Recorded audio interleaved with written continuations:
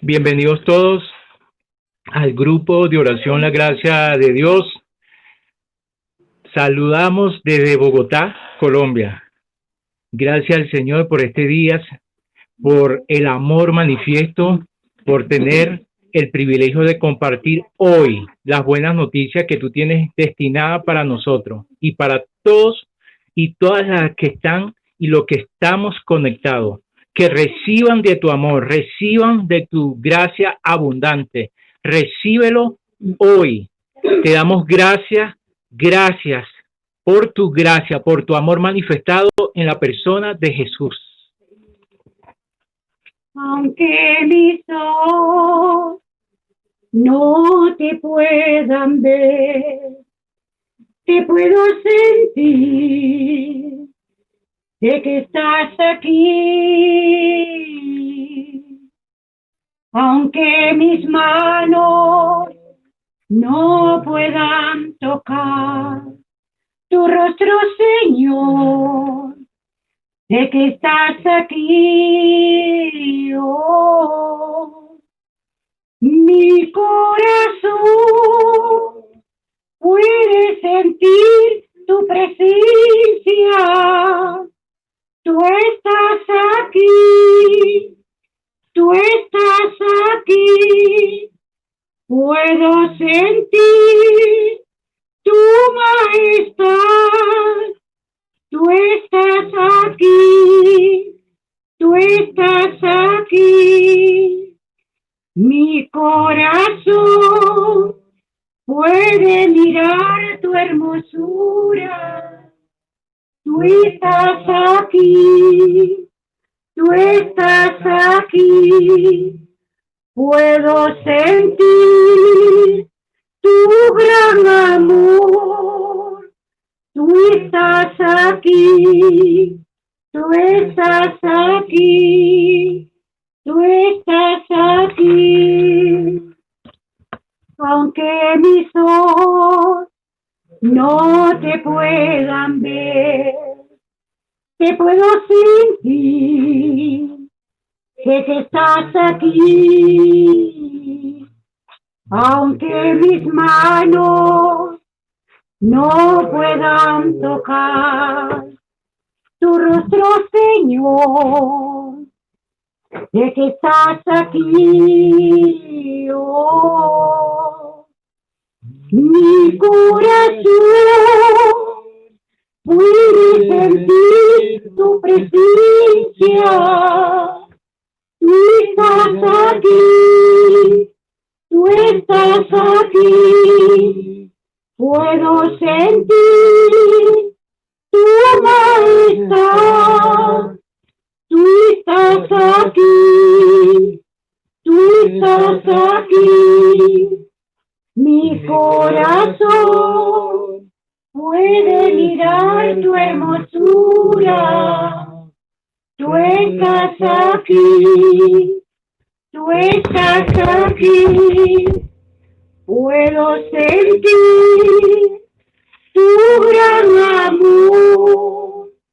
Tú estás aquí, tú estás aquí. Tú estás aquí, tú estás aquí, tú estás aquí, tú estás aquí, tú estás aquí.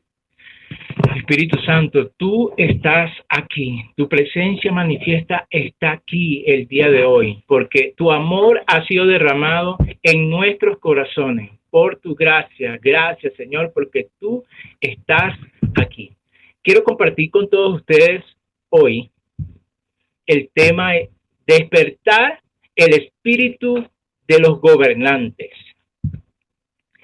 En el año 610 antes de Cristo, antes de Jesucristo nacer, aparece un hombre, un profeta llamado Jeremías. En ese año, Jeremías comienza a profetizar. Según Jeremías capítulo 25, verso 1, en la Nueva Versión Internacional, esta es la palabra que vino a Jeremías con relación a todo el pueblo de Judá. La recibió en el año 4 del reinado de Joacim, hijo de Josías, rey de Judá. Es decir, durante el año 1 del reinado de Nabucodonosor, rey de Babilonia.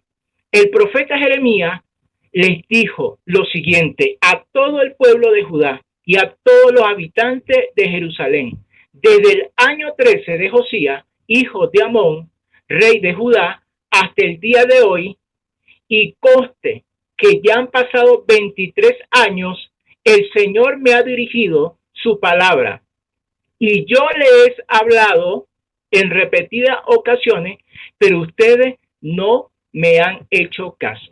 El profeta Jeremías comienza a hablar antes que acontezca todo lo que iba a suceder sobre Judá e Israel. ¿Por qué sobre Judá e Israel si Israel era una sola nación? Porque en años antes de esta profecía de Jeremías, aconteció que el reino de Israel fue dividido en dos: reino del norte, reino del sur. Reino de Israel, el norte, y reino de Israel, Judá. Entonces, Jeremías, inspirado por el Espíritu de Dios, comienza a profetizar. Pero él no está solo. Él tiene un escribiente, un secretario llamado Baruch. En esas compilaciones de escritos, en Jeremías capítulo 25, verso 12, pero cuando se hayan cumplido los 70 años, yo castigaré por su iniquidad al rey de Babilonia y aquella nación, país de los caldeos, y los convertiré en desolación perpetua. Cuando Jeremías se encuentra en estas palabras proféticas hacia el pueblo de Judá e Israel, todavía estaba Babilonia y el pueblo de Israel en tranquilidad. Babilonia, el que comandaba era Nabucodonosor. En ese momento todavía no había acontecido la cautividad.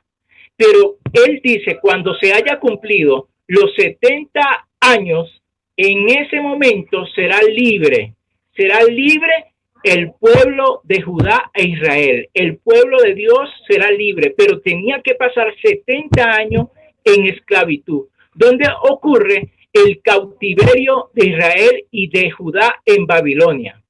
Él comienza a profetizar y la gente no le cree.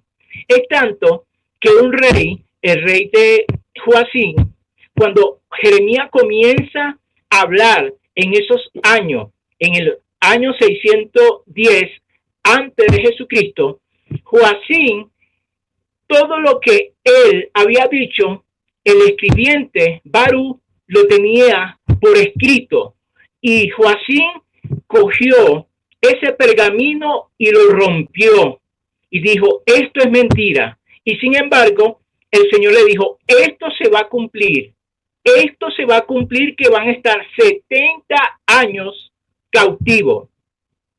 Dice la escritura en 2 de Reyes capítulo 24, verso 10, en aquel tiempo los servidores de Nabucodonosor, rey de Babilonia, subieron contra Jerusalén y la ciudad fue sitiada, fue rodeada y llevó en cautiverio a toda Jerusalén, a todos los magistrados, a todos los guerreros valientes, un total de 10,000 cautivos, y todos los herreros y artesanos, no quedó nadie, excepto la gente más pobre del pueblo de la tierra. El rey de Babilonia proclamó rey en lugar de Joacim, a su tío Matanías, y cambió su nombre por el de Sedequías. Eso aconteció tal cual como el profeta lo había dicho. Aconteció que en ese momento llegó el rey Nabucodonosor, el rey de Babilonia, a llevar cautivo a todo lo de Jerusalén, a todo el pueblo de Israel en ese entonces. ¿Qué sucedió? Que el pueblo de Babilonia, que era el pueblo sangriento, cogió y tomó por rehenes a todos los magistrados, a todas las personas intelectuales y las personas que no tenía estudio o no tenía capacitación de intelecto en las lenguas, lo dejaron en el campo. Quiere decir que la persona pensante se la llevaron cautiva y todas las personas obreras la dejaron en el campo. Es una lección para nosotros, que siempre llega un momento que la cautividad es para las personas pensantes, las personas que razonan, no solamente el que tenga título, no, la persona que razona, que es pensante, que lleva, así como llevó cautivo el pueblo de Babilonia al pueblo de Dios, se lo llevó cautivo y tomó la gente pensante, y el rey en ese momento de Judá, él pensaba que no se iba a cumplir, pero todo se llevaron al pie, como dice la Escritura. En Daniel capítulo 1, verso 1, en el año tercero del reinado de Joacim, rey de Judá, vino Nabucodonosor, rey de Babilonia, a Jerusalén y la rodeó. Y el Señor entregó en sus manos a Joacim, rey de Judá, y algunos de los utensilios de la casa de Dios. Los llevó a la tierra de Sinar, a la casa de su Dios, colocando los utensilios en la casa del tesoro de su Dios. Entonces el rey mandó a Aspenaz, jefe de sus oficiales, que trajera a los hijos de Israel, a algunos de la familia real y de los nobles. Esto se cumplió tal cual como estaba establecido en la Escritura. En los jóvenes, en quienes no hubiese defecto alguno, de buen parecer, inteligente, en toda rama del saber, dotado de entendimiento y habilidad para discernir, y que tuvieran la capacidad para servir en el palacio del rey, y le mandó que le enseñara la escritura y la lengua de los caldeos. El rey le asignó una ración diaria de los manjares del rey y del vino que él bebía, y mandó que lo educaran por 3 años, y al cabo de los cuales entrarían al servicio del rey. Entre estos estaban Daniel, Ananías, Misael y Azaría. Todos estos hombres le cambiaron el nombre a Daniel, le cambiaron el nombre a Ananías, le colocaron Sadrach, a Misael, Mesach, y a Azaría, Abednego. Toda esa cautividad fueron las personas pensantes, personas que producía en el magistrado en esa época. Pero ¿qué aconteció? La Biblia habla en la Escritura, en Esdras capítulo 1, verso 1, que en el primer año de Ciro. ¿Quién era Ciro? Ciro era un rey de Medo-Persia, y el que tenía cautivo al pueblo de Dios era Babilonia, un pueblo sangriento. Pero dice la Escritura en Esdras, dice que en el primer año de Ciro, rey de Persia, para que se cumpliese la palabra de Jehová por boca de Jeremías, despertó Jehová el espíritu de Ciro, rey de Persia. Ciro no era creyente, Ciro no era del pueblo de Israel, Ciro era pagano. Pero ¿qué sucedió? Dice que para que se cumpliese lo que dijo Dios por boca de Jeremías, que despertó el espíritu de Ciro. Constantemente Jeremías, se va a cumplir 70 años que el pueblo de Dios va a ir cautivo por el pueblo de Babilonia, pero va a llegar el momento que va a ser libertado. Y ese momento fue que Dios despertó el espíritu de Ciro. Ciro que era pagano, Ciro que no era creyente, Ciro que no era en nuestra época cristiano, lo despertó el Señor, despertó el espíritu de Ciro.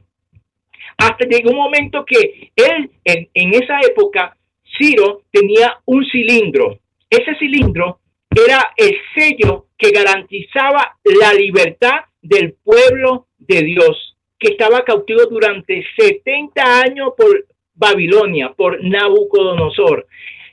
Ciro destronó a Nabucodonosor y comenzó a despertar. Qué importante que el Señor despierte por medio de hombres y mujeres, despierte el espíritu de los gobernantes. Pero ¿qué sucedió? Que ese cilindro era una tableta antigua de arcilla que se escribe una declaración en el nombre de Ciro, que todo el pueblo, de acuerdo a Jeremías capítulo 30, verso 1, en ese momento, todo el pueblo recordó lo que Jeremías había dicho. ¿Qué dijo Jeremías?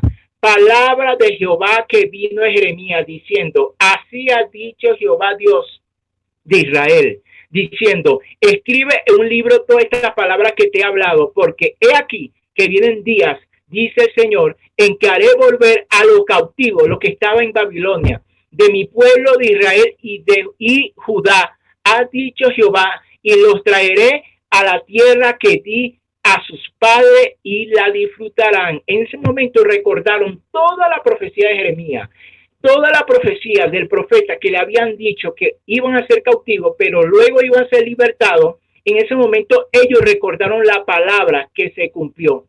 Esa profecía se cumplió en el año 537 antes de Cristo nacer.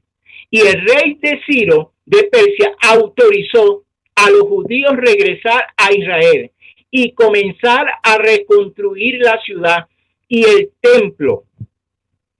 El regreso bajo la dirección de Esdras condujo a un avivamiento entre el pueblo judío y la reconstrucción del templo. Eso era imposible. Era imposible que un hombre pagano, Ciro, que Dios le llamó mi siervo, que lo utilizó y despertó el espíritu por boca de Jeremías, haya acontecido exactamente 70 años de ese cumplimiento. En Esdras capítulo 1, verso 1, el cual hizo pregonar Ciro, que es pagano, que no era del pueblo, hizo pregonar la palabra y también por escrito, porque pudiéramos pensar, no, eso es alguien creyente, alguien judío, alguien que era del pueblo de Israel. No, y también por escrito comenzó a Ciro a proclamar con este cilindro y era dirigido a todos los que estaban cautivos, que habían sido cautivos por el pueblo de Babilonia, dirigido por Nabucodonosor. Y dijo Ciro, Jehová Dios de los cielos me ha dado todos los reinos de la tierra y me ha mandado que le edifique casa en Jerusalén, que está en Judá. Eso que la gente dice, es imposible.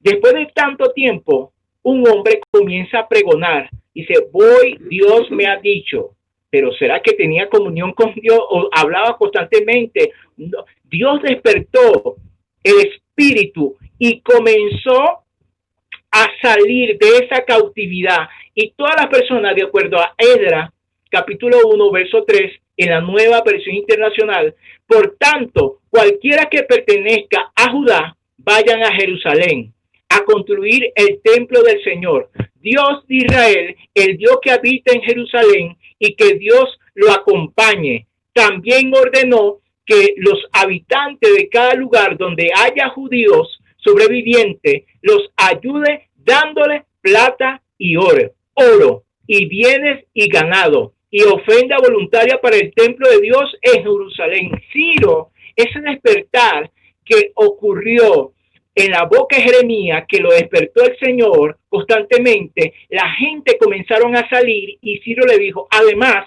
usted tiene que ayudar con plata y oro a sus hermanos, aquellos que son judíos, aquellos que son del pueblo de Israel. Ustedes mismos deben ayudarse. Qué importante que despertó ese espíritu y salieron contentos de esa cautividad que tenía más de 70 años.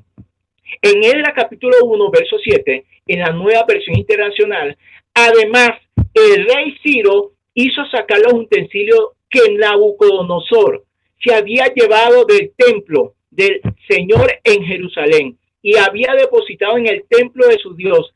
Ciro lo entregó a su tesorero Mitrídates, el cual lo contó y se lo pasó a Sesbazar, jefe de Judá. En total fueron 5,400 los utensilios de oro y de plata. Todos estos objetos los llevó Sesbazar a Jerusalén, cuando a los deportados se les permitió regresar de Babilonia. Qué buena noticia, que el Ciro le dijo a su administrador tesorero, le dijo, yo quiero que todos los utensilios, que Nabucodonosor, donde se encontraba el pueblo de Israel, el pueblo de Judá, quiero que todo ese utensilio que pertenecía a la casa de Dios, usted se lo regrese y se lo dé a sus príncipes.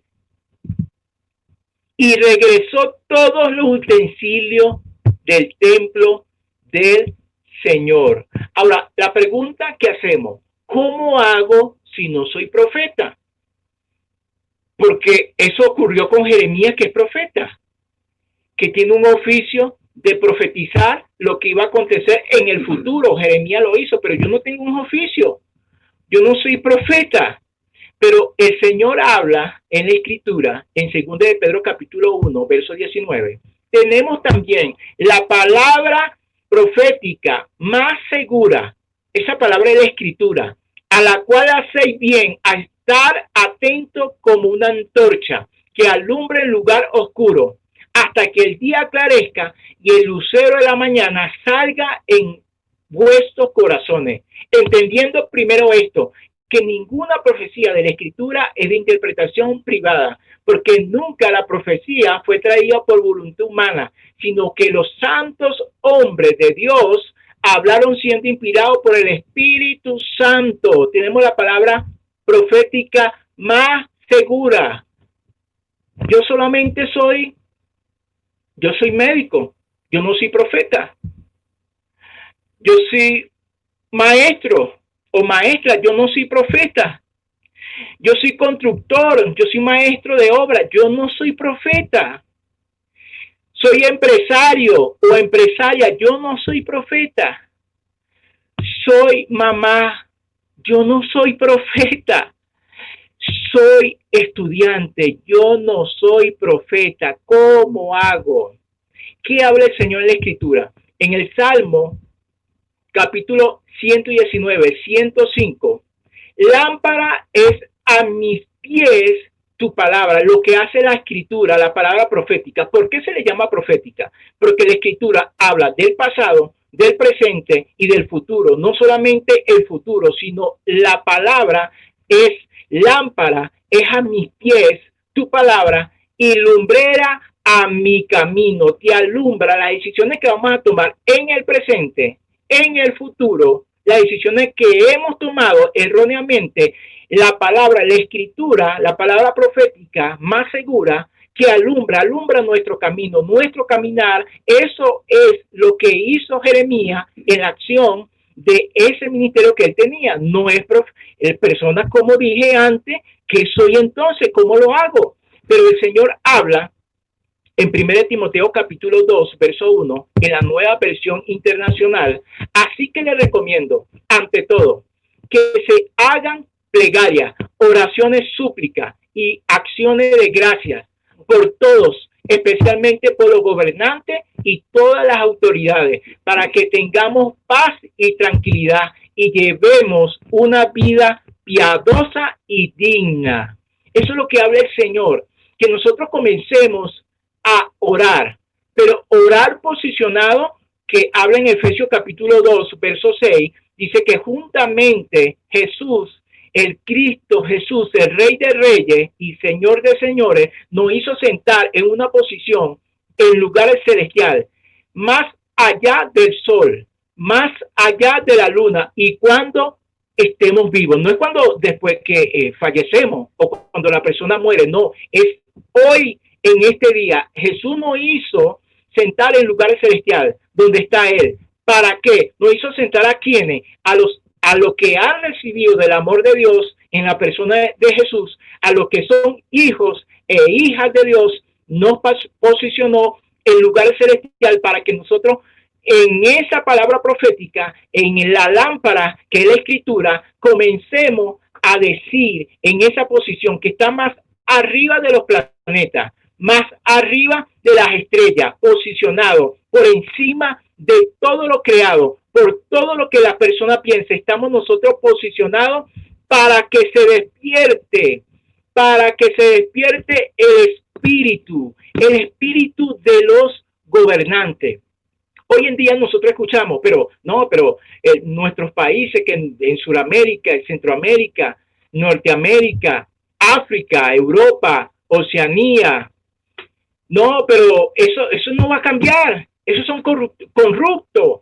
Esos siempre van a estar siempre haciendo lo inapropiado. Pero cuando nosotros estamos posicionados y recibimos que estamos posicionados con Jesús, desde ahí vamos a decir, se despierta el espíritu de los gobernantes, del presidente, de nuestros países en Sudamérica, en Centroamérica, Norteamérica, Europa, África, Oceanía, todo África. Se despierta el espíritu de los gobernantes. ¿A qué? A hacer justicia, a lo que es correcto. Aquello que quieren los gobernantes, sea el presidente, sea el gobernador de un estado, un departamento, sea el alcalde, sea el congresista o asambleísta en cualquier país donde escucha que se despierte el espíritu a hacer lo que es correcto, lo que Dios quiere, el Padre Celestial para nuestra nación.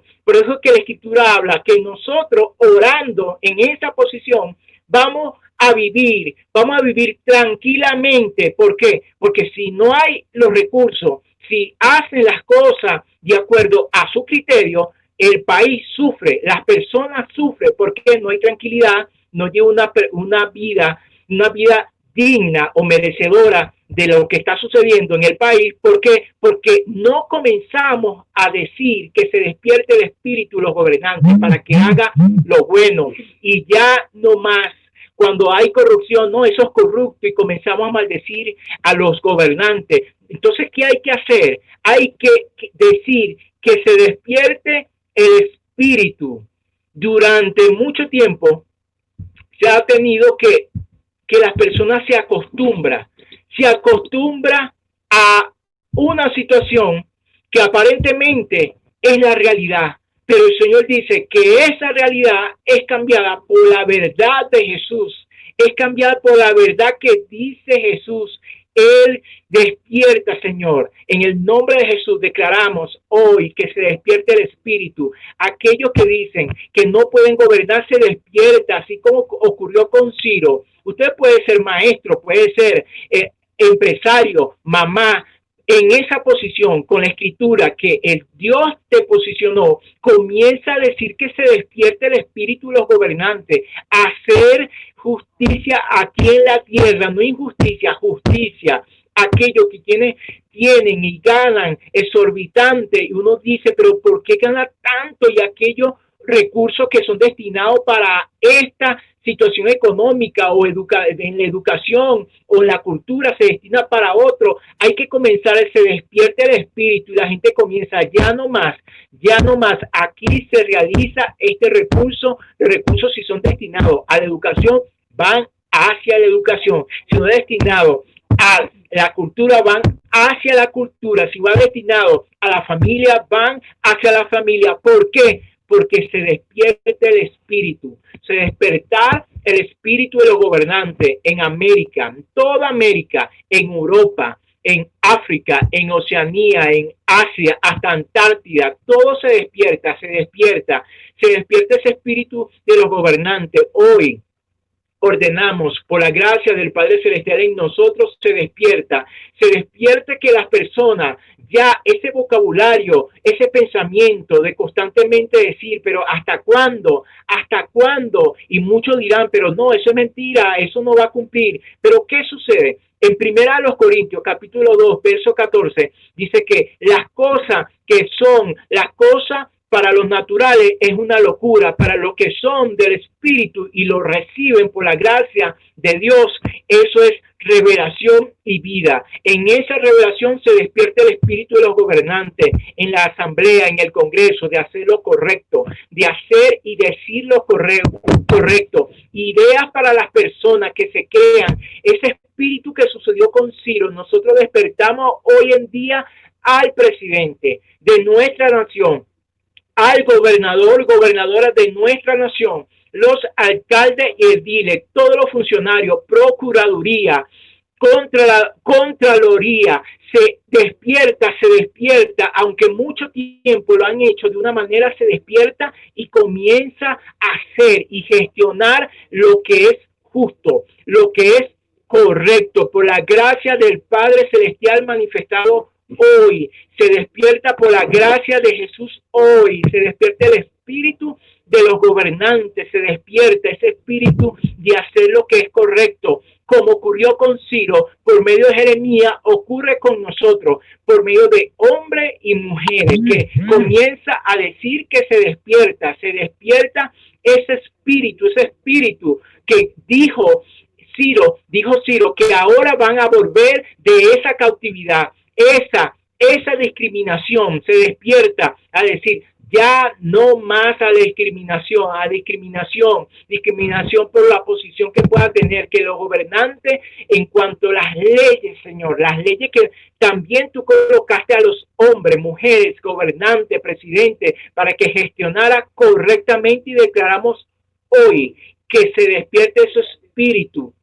Cuando las personas quieren dar plata para manipular y para que la persona comience a estar en corrupción, se despierta ese espíritu y diga, ya no más corrupción, porque se ha despertado el espíritu de los gobernantes en el corazón de cada hombre, de cada mujer, por la gracia del Padre Celestial hoy, Señor.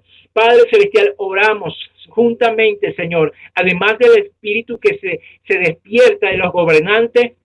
Oramos, Padre Celestial, que Andrés Jiménez Joya, él se despierta, ese amor que hemos dicho durante mucho tiempo, durante muchos días, muchas semanas, se despierta, y así como ocurrió con Ciro, a pesar que él se está intercediendo él específicamente para que se despierte el amor y recibe el amor y comienza a manifestar la sabiduría, el discernimiento, la humildad y la inteligencia en su familia, en su hogar. Por la gracia del Padre Celestial se despierta, por la gracia del Padre Celestial se despierta abundantemente hoy. Padre Celestial, hoy oramos, Padre, por Andrea del Pilar Dueñas Monroy, que le han diagnosticado COVID-19. Declaramos que todo diagnóstico que le han dicho, las células son rejuvenecidas, todo el diagnóstico, todo el cuerpo se rejuvenece por la gracia del Padre Celestial. Todo lo que le habían dicho, lo que le diagnosticaron de COVID se disuelve hoy, y sus plaquetas y sus glóbulos rojos, y todo comienza a funcionar. Todo, el diafragma comienza a funcionar correctamente, sana por la gracia celestial en Andrea del Pilar Dueñas Monroy. Declaramos completamente sana en el nombre de Jesús.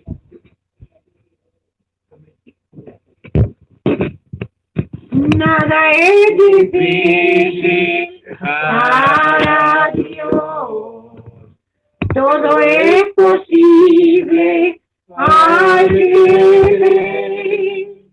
Hoy las montañas por la fe se moverán con su poder.